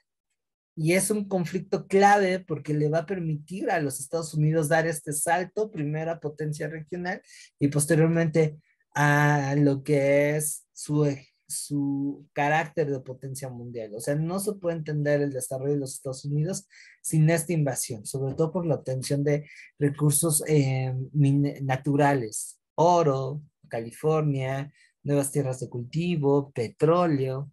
No, no, no, después del lujo. Yo la pondría ahí. Ahí se los dejo de tarea. Ya para el 57, y digo, no aparece en esta línea, tenemos la guerra de los cipayos, que va a ser un conflicto que se va a desatar entre un cuerpo del ejército británico compuesto por indios, sí, indios que matan a otros indios, que se llamaban los cipayos. O sea, eran soldados indios reclutados por los ingleses para combatir a los indios. Recuerden que esta idea de Estado, nación, es una construcción occidental y no existe en todos lados. Muchas veces las relaciones o los vínculos de pertenencia eran más locales. Entonces, sin embargo, la cuestión se pone complicada porque para el 57 los soldados cipayos descubren que el aceite que ocupan para darle mantenimiento a sus rifles es de grasa de vaca. Ustedes sabrán que la vaca en la India es lo que aquí en México la Virgen de Guadalupe. Entonces, imagínense, sería, no sé, como el hecho de vender papel de baño, ¿no? Con la Virgen de Guadalupe. Me voy al infierno, pero en fin. Pues obviamente eso va a molestar el sentir religioso de mucha gente y vámonos. Se levantan, se levantarían en armas, ¿no? Yo creo que sí va a haber cosas muy gruesas si se hace un mal uso de la Virgen de Guadalupe o se prohíbe su culto, ¿no? Es muy del arraigo mexicano. Allá, pues, pasó algo, sucedió algo muy parecido con la grasa de la vaca, ¿no? Entonces, ese sacrilegio no lo pudieron aguantar y, bueno, tuvo una rebelión en la que los ingleses se las vieron negras para controlarla, pero paradójicamente ocuparon otro grupo de nativos para combatirlos, los Gurkhas, que son soldados que sirven para el ejército inglés, pero que son oriundos de Nepal. Y creo que todavía siguen activos los Gurkhas, ¿no? Entonces, bueno, ahí la tenemos y hacia el final del siglo XIX, principios del XX, está la guerra de los Boers, que va a enfrentar a los colonos holandeses contra los británicos y que le va a permitir a los británicos tener casi todo el control de Sudáfrica. Un año antes ocurre el conflicto hispano-estadounidense, que va a dar como consecuencia la independencia de Cuba, pero que también va a caer dentro de esta órbita de influencia de los Estados Unidos. Y bueno, España, además de Cuba, pues va a perder Puerto Rico, que es un estado entre que soy independiente de que soy colonia de los Estados Unidos, y además de eso, Guam, Filipinas, las Maldivas, etcétera, etcétera, etcétera. Y a principios del siglo XX tenemos la rebelión de los Boxers. Y se les conoce así porque eran grupos secretos chinos que detestaban tanto a los extranjeros que ni siquiera pensaban como buena idea el ocupar armas de fuego. Esos cuates, a puro arte marcial y a pura arma blanca, le pusieron en la torre a los europeos. Ni tuvieron que juntarse un ejército de 16 países para medio detenerlos. Imagínense, es como si fueran 10,000 yetlis. Y ese conflicto va a ser un antecedente de la Revolución China que va a dar al traste con el Imperio Chino y bueno, va a traer muchas consecuencias. Entre ellas que después de una guerra civil, China se volviera comunista. ¿Sale? Entonces esos son los principales conflictos. ¿Sí? Y también la casi separación de Taiwán, ¿no? Involuntaria por él. Sí, eso ya sería hasta después de la Segunda Guerra Mundial y como uno de los conflictos periféricos de la Guerra Fría. Sí. Sí, porque es Estados Unidos el que apoya la división de Taiwán y es de los pocos que respaldan a Taiwán como un país independiente. Sí, sí, lo que pasa es que pues ya ves que Mao se quedó, digamos, en la China continental, pero ¿cómo era? Chiang Kai-shek. Ajá, se fue a Taiwán y digamos del ala derecha y fue apoyado por Estados Unidos. Y hasta ahí se quedan. Entonces, bueno, son conflictos que más adelante van a aparecer en un contexto posterior a la Segunda Guerra Mundial. Pero en medio del asunto ahí está. ¿Dudas hasta aquí? No, ninguna. No, ninguno. Bien, ahora chéquense cuáles son las consecuencias. Tenemos la destrucción de culturas y de forma de pensar.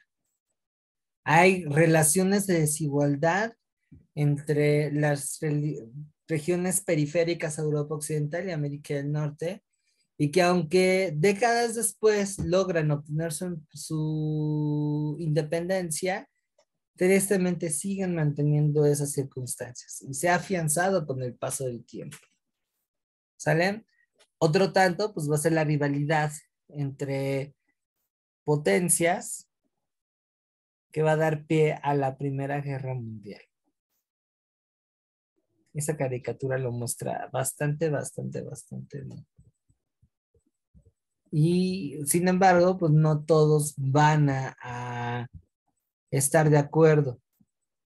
Aquí hay un discurso de Clemenceau que habla que a pesar de que hay una cierta generalización de principios e ideologías basadas en la superioridad, el progreso, la civilización, que hacía que los europeos se sintieran únicos y especiales frente a otros pueblos, hubieron elementos que no. Y uno de ellos es Clemenceau, quien va a ser un diputado de Francia, quien en 1885 va a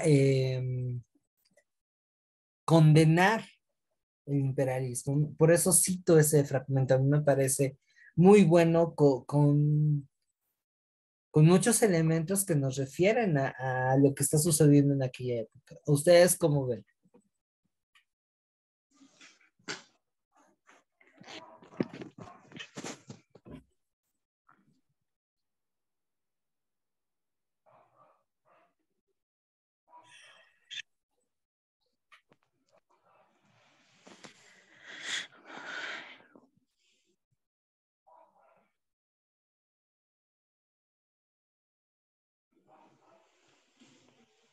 A mí me parece muy atractivo.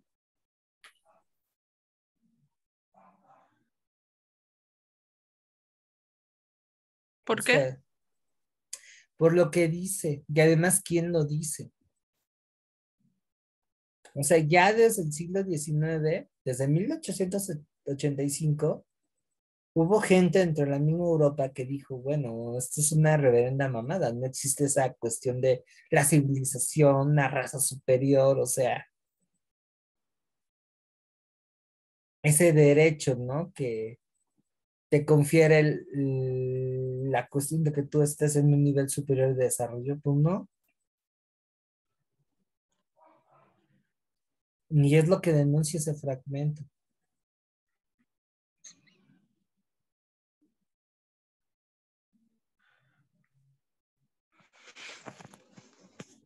Y no solamente con razas de piel oscura, sino con otras razas blancas, ¿no? A lo que les decía el pique que en ese entonces hay entre franceses y alemanes.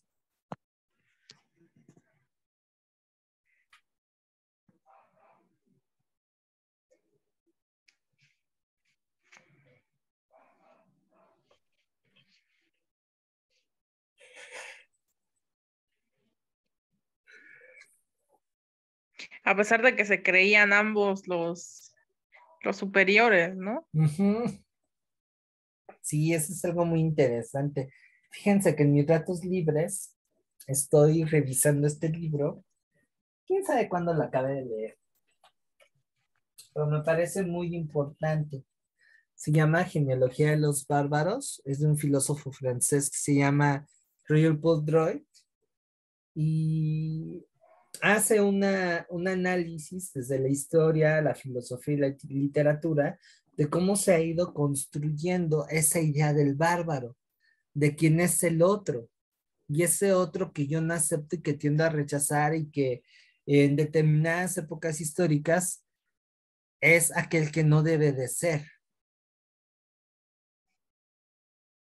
Es como perder un grado de humanidad del bárbaro, ¿no? Y que bueno, ya después ese concepto pues va a ser aplicado para una serie de acciones pues un tanto deleznables, ¿no? Como un genocidio, por ejemplo. Es interesante cómo evoluciona una palabra y los sentidos que va teniendo. Está bueno. Ahorraré para digitalizarlo y para quien quiera, pues ya se lo paso. Pero es una literatura muy interesante porque nos ayuda a cuestionarnos cómo es que entendemos a quien es diferente. Y eso lo tenemos bien abigarrado, ¿eh? Pleno siglo XXI con todo y la conexión que nos da el Internet, el acercamiento que dan las redes sociales, la inmediatez de la información, pues está muy latente esta cuestión de rechazar a quien no es como yo. Que esto es algo que, bueno, el imperialismo tiene y a desvalorizar posturas que no son como la mía. Por ejemplo, aquí se hablaba, ¿no? Si no es desde una perspectiva cultural europea, en donde aparentemente se justifique todo desde una ciencia positiva, pues es superchería, es escepticismo. Si no entendías el mundo de acuerdo a una serie de aspiraciones que provienen, por ejemplo, del capitalismo, esta idea de acumulación, de dominar, de el esfuerzo individual, de ponderar la utilidad. Bueno, ahí queda atrás, ¿no? Y tristemente es una cuestión que continúa. Pero no todos pensaron así, o sea, la gente de la periferia, la gente que en su momento va a tener que enfrentar y vivir en carne propia las agresiones del imperialismo, pues va a defender su forma de ver el mundo. Aquí les dejo, por ejemplo, todavía tenemos unos minutos, que lean con atención esta carta. A mí me pareció interesante cómo contrasta el valor material de ciertos objetos que forman parte de nuestra realidad con la de ellos, que lo ven como un otro, como un parte del ser y con el cual pues, se le debe dar cierto respeto, ¿no? Que es también una cuestión que compartieron con la gente de aquí.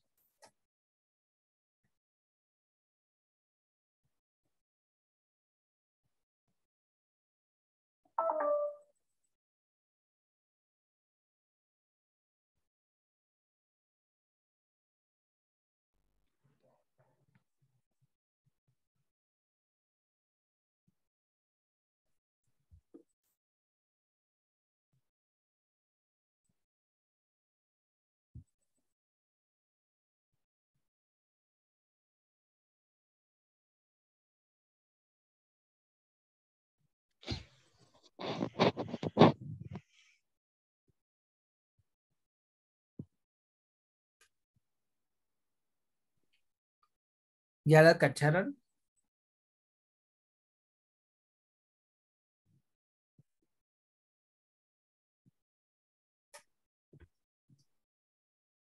¿Qué les pareció esa carta?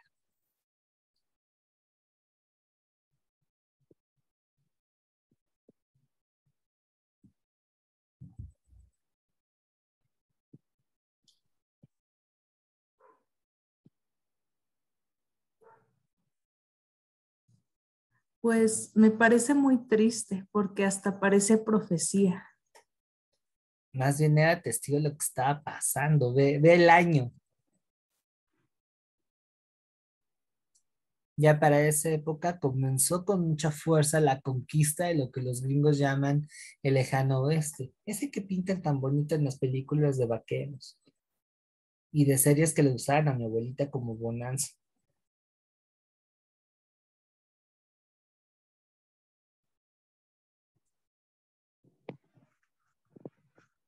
También habla sobre que no comprenden cómo pueden destruir cosas que son, pues necesarias, ¿no? Que son, pues ellos lo entendían como sagrado porque así es como debe ser, ¿no? Como recursos como el agua o la tierra o Ujú. apreciar el paisaje, ¿no? Sino que hay una interdependencia de los distintos elementos que conforman nuestra realidad y que de esa interdependencia pues depende la subsistencia de la gente, ¿no? Que me parece pues sí muy interesante y aquí notamos como el concepto de valor, el concepto de riqueza. Aquí ya estoy poniéndome con ustedes a hacer un poco de historia conceptual. Pues no es lo mismo para cada sociedad, o sea, si somos inclusive fríos, la idea del dinero, que es algo intangible, que es una cuestión simbólica, resulta tonta, porque al final lo que vemos es una moneda con una representación, pero ¿qué respalda ese valor? Bueno, ahí ya nos metemos a cuestiones de economía, ¿no? Pero es tonto en comparación, por ejemplo, a lo que ellos entienden por riqueza. Y que bueno, es una cuestión que también comparten, por ejemplo, con algunos pueblos originarios. Por eso notamos que el choque entre civilización, progreso, con esta parte natural es sumamente complejo y que lo que aparentemente nos venden como un progreso, como lo civilizado, pues resulta que no lo es tanto, ¿no? O sea, dejando de lado un poco el siglo XIX, traigamos ese problema al 2022. Ahí adecúenlo a su contexto geográfico-cultural particular. Perdón si peco de geocentrista, pero acá en Ciudad de México tenemos una larga historia en donde lo que entendemos como riqueza no siempre ha sido lo más asertivo y que eso ha regido el desarrollo de la ciudad, pero que en consecuencia los problemas que enfrentan en Ciudad de México son cada vez mayores. Y ahorita pues están viniendo cosas gruesas con el hecho de dar pie a que se instalen como niños en piñata proyectos que no solamente acentúan la crisis de vivienda, sino que golpean la parte ambiental de la ciudad. Por ejemplo, acá en Xochimilco se tenía la amenaza de que se instalaran varios parques comerciales así muy grandes, ¿no? Que bueno, ya se tiene probado que lejos de generar un beneficio a la gente que vive aledaña a la región, pues resulta ser contraproducente. Pero no nos los venden con algo bueno, porque mira, ya no tienes que viajar media hora para ir a un Cinemex, para pasearte y comprarte tu helado Nutriza, o para andar ahí baboseando en tiendas como Zara. Ya lo tienes a 20 minutos, ¿no? Pero, ¿qué impacto tendría? Implica un desalojo, ¿no? Entonces, aquí otra vez apelo a esta cuestión de la historia que es muy evidente de que se trata de rupturas y de continuidades. Y si bien ahorita ya no son fusiles, sí sigue habiendo un mecanismo de dominación que parte de algo que en esencia se mantiene, que en este caso es el sistema económico. Y a partir del sistema económico se invalida lo que es correcto, lo que no es correcto, lo que es noción, lo que es esta noción de avance, de progreso, a lo que no lo es.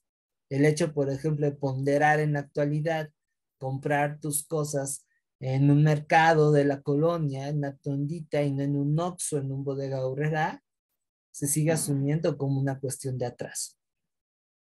Y bueno, aquí ya la cosa está un poquito más complicada porque involucra también un cierto estatus. Todo lo que genera el capitalismo, ¿no? Ujú. Todo eso. Y aquí vemos esta cuestión también de la relación con la tierra que luego no entendemos, sobre todo que quienes no están muy sensibles a lo que es el conocimiento que ofrece la historia y otras ciencias sociales, y sobre todo a conocer al otro. Es que de ahí parte el asunto, ¿no?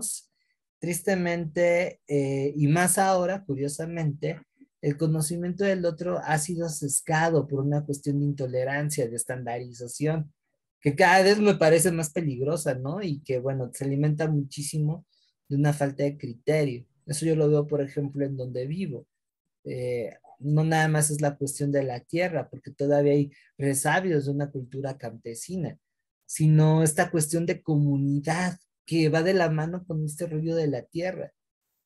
Por lo menos en la zona en donde vivo, que es urbana, la parte de la individualidad está pero bien enquistada y mucho tiene que ver en que la mayoría de la gente no es oriunda de Xochimilco. Bueno, mis hermanos y yo nacimos aquí. Los dos ya migraron, yo soy el único que me quedé. pero no entendemos esa noción y no nos queremos abrir a esta onda de comunidad. Y bueno, eso ha llevado a que esta zona incluso llega a enfrentar en determinados momentos cuestiones de inseguridad que en otros lugares de Xochimilco, en donde está ligado a la tierra, donde hay estrategias comunitarias, pues no, digo, tampoco no estoy romantizando, ¿no? Pero no solamente es entender la tierra como un objeto que me genera un beneficio económico, una utilidad, y que además, bueno, subsana una serie de necesidades materiales, sino también como un vínculo con mi comunidad, con eh, generaciones que estuvieron antes de mí. Y ahí, por ejemplo, les platico el caso de uno de mis mejores amigos, que él es originario de un pueblo del sur de la Ciudad de México, que sus ancestros pelearon por la tierra que les concedieron a ese pueblo, y que él, bueno, a pesar de las dificultades económicas, no quiere vender su pedacito de tierra.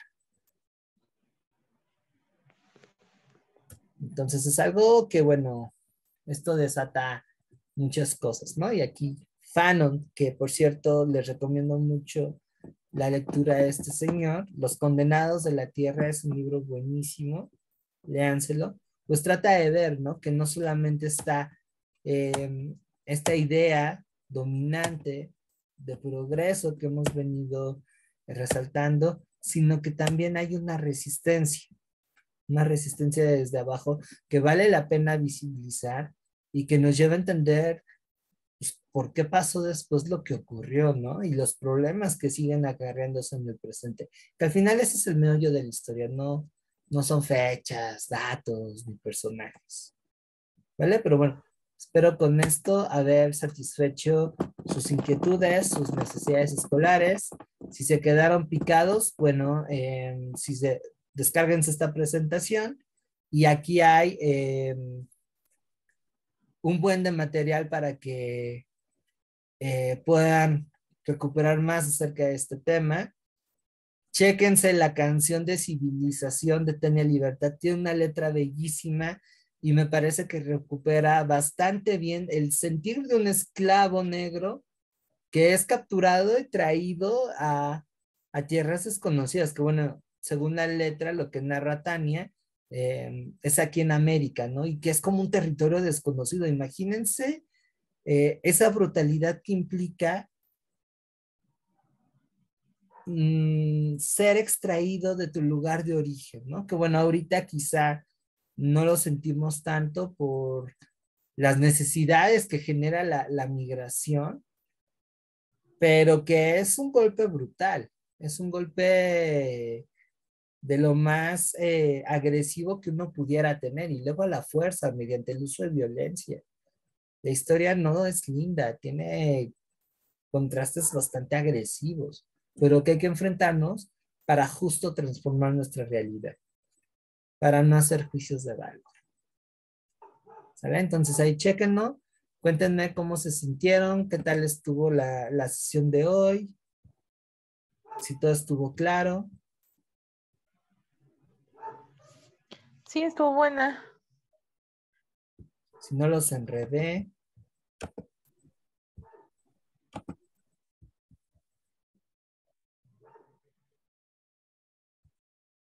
Yo un poquito con lo de Alemania, Italia.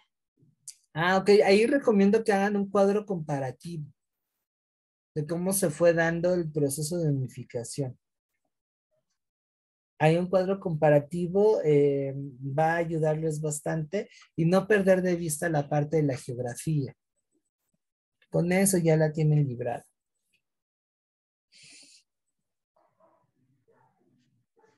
Sí, ¿Sí? no, con un mapa. Ajá. ¿Los demás cómo están? ¿Cómo vamos? Pues todo bien.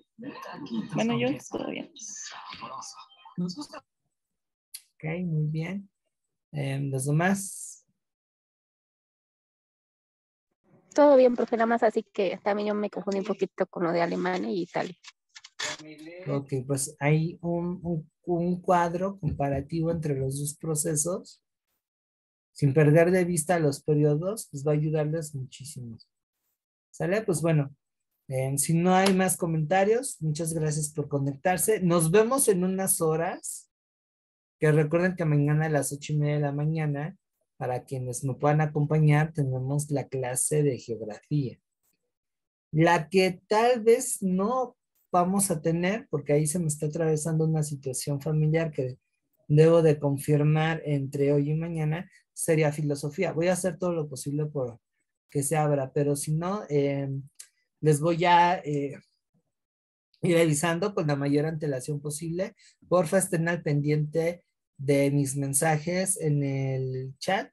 Y de igual manera, bueno, 7 de octubre, menos de un mes para presentar el examen, entonces no conviene que se queden con las dudas, que se queden en el silencio. Entre más activa esté la interacción, más fácil va a ser que yo las apoye, que pueda detectar por dónde están errando, por dónde no, y bueno, poder llevar esto a buen término. Si les gana por la timidez, el silencio, bueno, no me contactan con un WhatsApp para ver qué onda. Cada vez va a haber menos espacio para que yo pueda apoyarlos y entonces entre más lagunas vayan con el examen, híjole, más factible va a ser que no tengan el resultado que se merecen y por lo tanto la UNAM las bate. Entonces es algo que estamos a tiempo de evitar, ¿vale? Entonces ahí les pido que se pongan truchas, como dicen en mi barrio con eso. Y bueno, descansen, bonita noche, nos vemos el día de mañana con la mañanera de geografía. Y bueno, voy a tratar de tener hoy lo que es la clase que acabamos de tener, la de ahorita. Bien, recién salita del horno. Cuídense, descansen, bonita noche. Gracias. Hasta Gracias mañana. igualmente. Hasta Que luego. descanse. Bye.